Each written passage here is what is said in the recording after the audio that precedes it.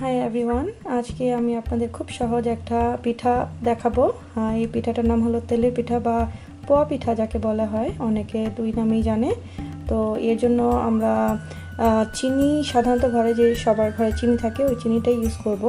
এখানে 2 কাপের মতো চিনি আছে, কারণ আমি 2 কাপ ময়দা নিয়েছি, অল পারপাস ফ্লাওয়ার, আর নিয়েছি 1 কাপ সুজি।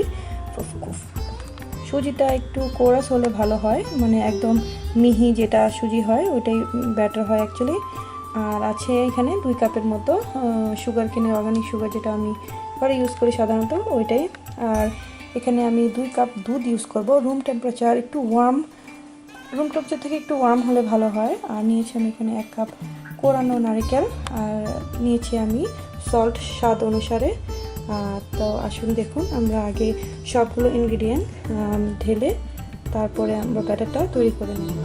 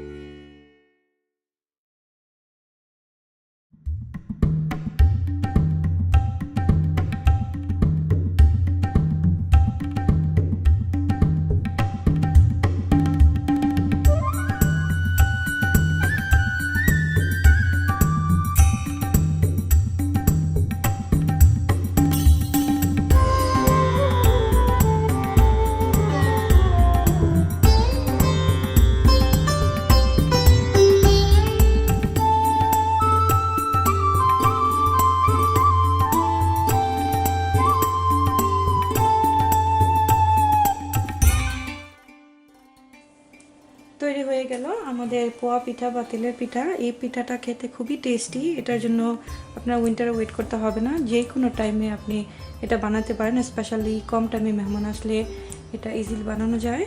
আর এখানে আমি 2 ধরনের বানিয়েছি। এখানে আমি নারকেলের দিয়ে বানিয়েছি ব্যাটারটা, আর আমি একটু ব্যাটার রেখেছিলাম সাইডে যেটা নারকেল ছাড়া। তো আমি আপনাকে ভেঙে দেখাবো দুটো দেখতে কেমন। তো এটা হলো খুবই সফট, ভিতরে খুবই সফট হয়েছে আর খুবই সুন্দর হয়েছে পিঠাটা, আর খুবই তুলতুলে নরম। তো এটা ডেফিনেটলি খেয়ে ট্রাই করবেন। আর দোনোটা পিঠাই আমার অবশ্য অনেক ফুলেছে। তো আমি এখানে দেখাবো, এটা হলো নারকেল ছাড়া, তো সেম খুব নরম। এই পিঠাটা 3 থেকে 5 দিন পর্যন্ত রাখা যায় উইদাউট এনি প্রবলেম। খুবই টেস্ট খেতে এটা। Do definitely try this. Thank you so much for watching my videos.